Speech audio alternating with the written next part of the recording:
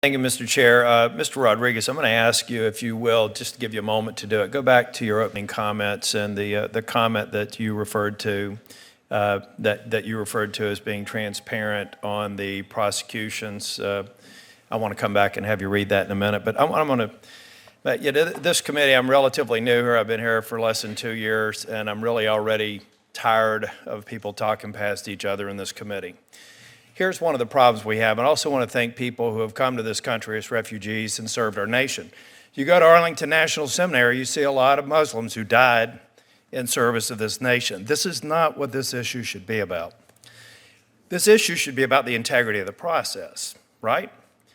It should be about recognizing and not finessing the fact that some 1/5 of the prosecutions related to, I think, alleged facilitators were through the refugee or asylum program. Why is that important?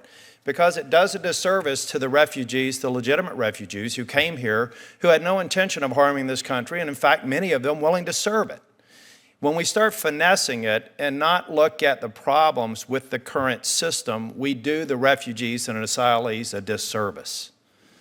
And we as committee members should stop talking about a Republican position or a Democrat position and come up with a responsible, compassionate position for these refugees. We also should come up with a responsible policy so that they're not forced to make the heartbreaking decision to leave their nations. You know, I don't think a lot of people were born and all of a sudden say, I want to come to the United States. They leave their nations because they're threatened with their lives.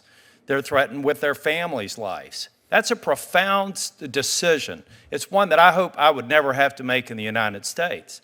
I don't believe people are born and all of a sudden want to come to the United States. Most of them want to live in their nation of birth, where their families exist, where their cultures are. Our dialogue needs to keep that in mind. However, there are failures in this system, and there are people talking past each other, politicians and bureaucrats who are parties to this problem. And we need to start addressing them. Now, I want to start, Mr. Rodriguez, by you reading that package, or that passage, please, in your opening statements. That was an extemporaneous, I mean, if we have the transcript, there was extemporaneous. Okay. The problem was, I think, I can tell you what I meant to say if I said it my request to you would be to actually, if you were aware of the Fordham report, then you should have said that, in your words, in response to Senator Vitter, 1% is too many. Then clearly 18% is 18 times too many.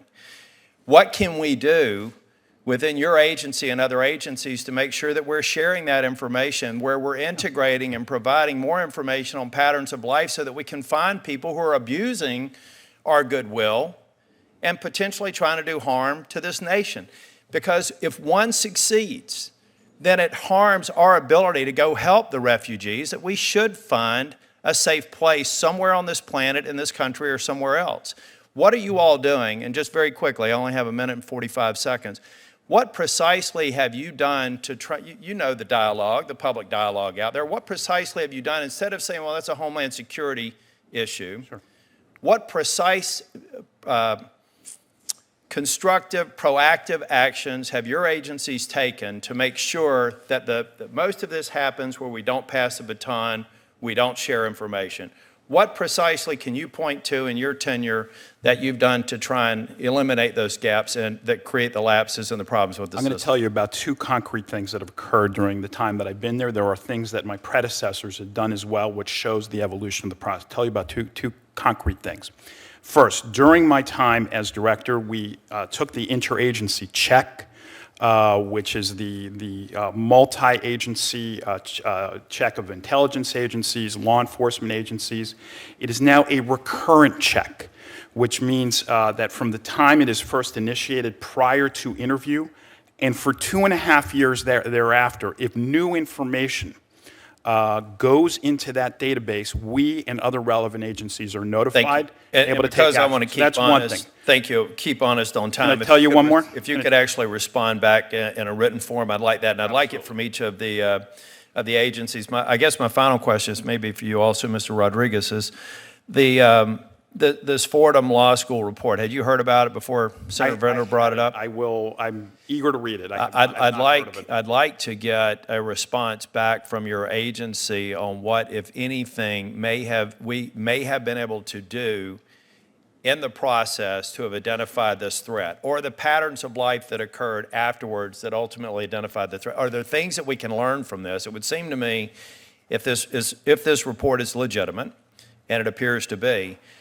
that you can learn from this, and you should look at this as an opportunity to improve the integrity of the system so that we don't have to continue to have this circular discussion about refugees or not. This is not what this discussion's about. We're a nation founded on immigration. We're in a time now where people can be radicalized through Twitter. So we have to be absolutely certain that those who are coming here want to honor our nation for honoring them as people who are legitimately at risk. We want to save them. We want to help them.